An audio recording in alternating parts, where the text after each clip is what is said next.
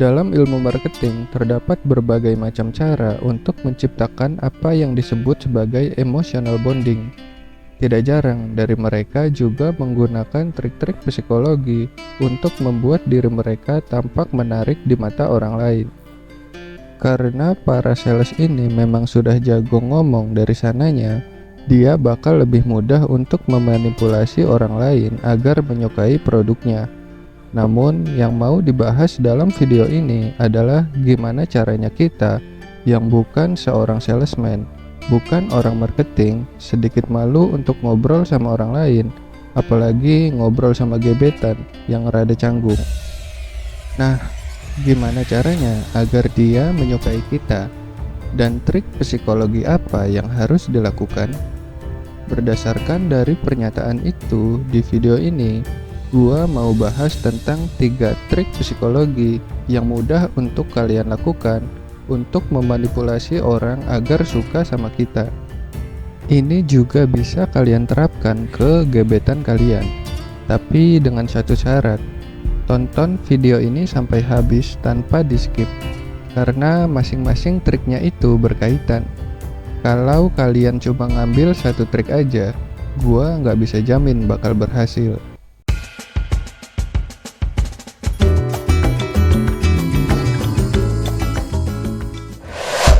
Manusia memiliki kecenderungan biasa dalam apa yang dia suka, dan pada umumnya orang-orang yang membawa energi positif pasti selalu disukai oleh banyak orang.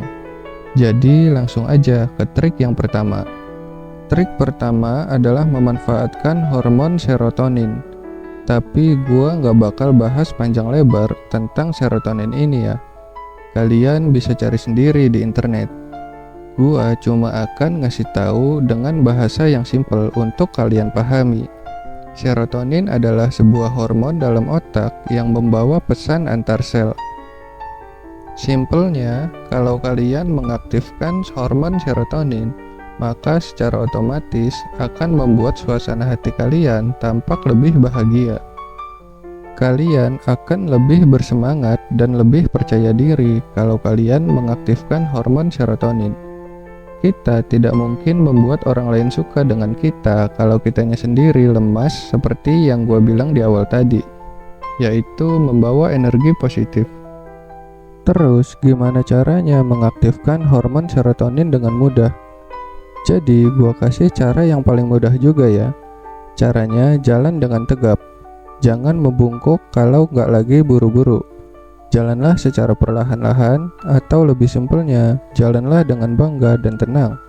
Ini akan men-trigger hormon serotonin.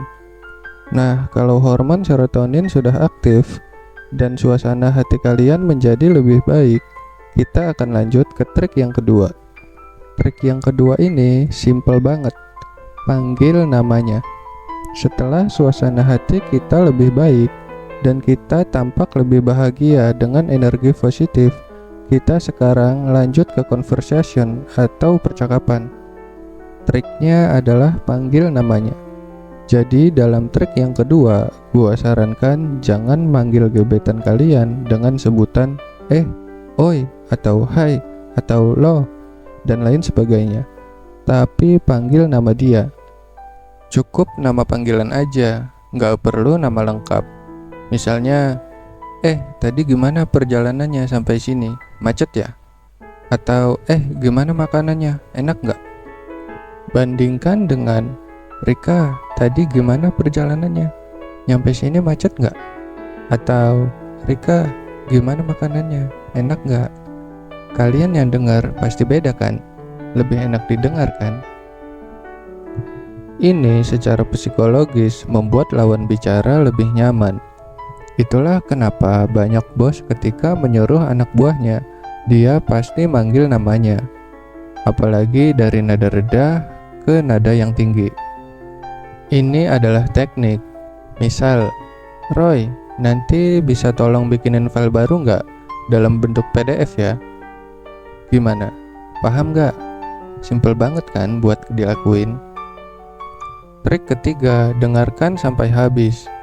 Ya sebenarnya banyak triknya kalau mau bikin orang suka sama kita. Tapi di video ini khusus gue ambil cara yang paling mudah.